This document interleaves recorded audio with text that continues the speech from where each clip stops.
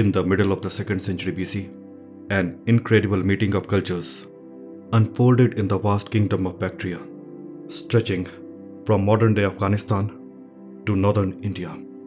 At its heart was King Menander, a Greek ruler known as King Milinda in ancient Buddhist texts. His story is one of transformations, where Greek and Indian traditions merged into a profound exchange of ideas. The kingdom that Menander ruled was unlike any other. It stood at the crossroads of two great civilizations: the Hellenistic world, full of Greek art, science, and philosophy, and ancient India, alive with deep spiritual and philosophical traditions. It was a place where cultures, religions, and ideas came together, and Greek and Indian traditions blended in fascinating ways. The unique journey of the Greek king Menander, from a powerful ruler to a devoted seeker of wisdom, remains a timeless story that continues to inspire.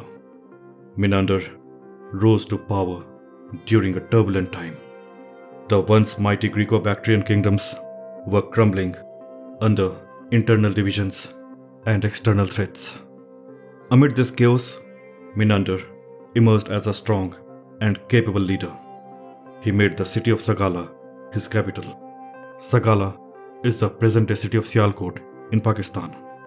Sagala was a thriving hub of knowledge and culture, where philosophers, scholars, and spiritual leaders gathered to share ideas and learn from one another.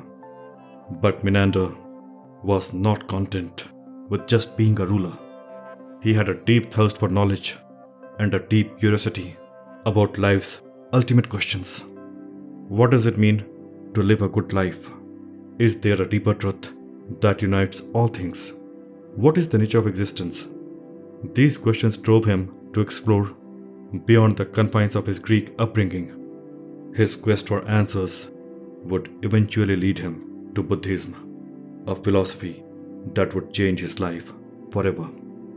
The defining moment of Menander's spiritual journey is captured in the ancient Buddhist text, the Milinda Panha, or the Questions of Milinda. This text talks about a series of dialogues between Menander and a wise Buddhist monk named Nagasena. Their conversations were no ordinary discussions. They were profound explorations of life, existence, and the path to enlightenment. One of the most famous moments in their discussion is Nagasena's explanation of the concept of anatta, or non-self. Using the metaphor of a chariot, Nagasena asked Menander to consider what truly makes a chariot. Is it the wheels, the frame, or the yoke? None of these parts alone is the chariot, but together they form it. In the same way, Nagasena explained, a person is not a single, unchanging self, but a collection of ever-changing elements: body, mind, and experiences. This idea was revolutionary for Menander. It challenged everything he thought he knew about identity and existence. But rather than rejecting it, he embraced the challenge, continuing to ask questions and delve deeper into Buddhist philosophy. This dialogue between the king and the monk became a turning point, not just in Menander's life, but also in the cultural history of India. According to Milinda Panha, Menander's encounter with Buddhism led him to a profound transformation. He eventually gave up his throne to live as a Buddhist monk, dedicating himself to the pursuit of enlightenment. Menander's wisdom and compassion as a ruler became legendary. Even Greek historians such as Plutarch praised his fairness and sense of justice. Menander's embrace of Buddhism went beyond personal transformation. He became a great patron of the faith, using his influence and resources to promote the growth of Buddhism. During his rule, he supported the construction of stupas and monasteries, creating spaces for monks to teach, meditate, and share their knowledge with the community. His rule led to the revival of Buddhism in India, which had been in decline since the fall of modern empire.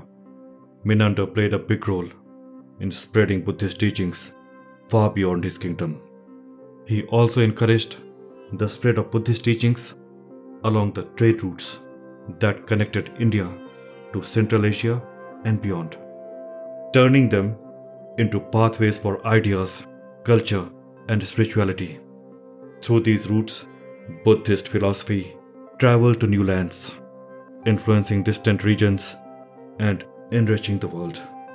Menander's efforts helped pave the way for Buddhism to expand into Central Asia, China, and other parts of the world, leaving a lasting mark on the history of Asia. A unique testament to Menander's role as the cultural bridge is found in his coins. His coins featured symbols from both Greek and Indian traditions. Some had the eight-spoked wheel or the Dharma Chakra, a key Buddhist symbol representing the noble eightfold path to enlightenment. These coins symbolized the harmony between the two cultures under Menander's rule and his commitment to promoting unity and understanding. When Menander passed away, his death was mourned deeply by his people. His ashes were divided and placed in stupas, the sacred Buddhist monuments, to honor his memory. He was more than a king. He was a philosopher, a seeker, and a bridge between two great civilizations of Greece and India. His life demonstrates that wisdom and compassion can transcend cultural and religious boundaries, bringing people together in the pursuit of shared understanding.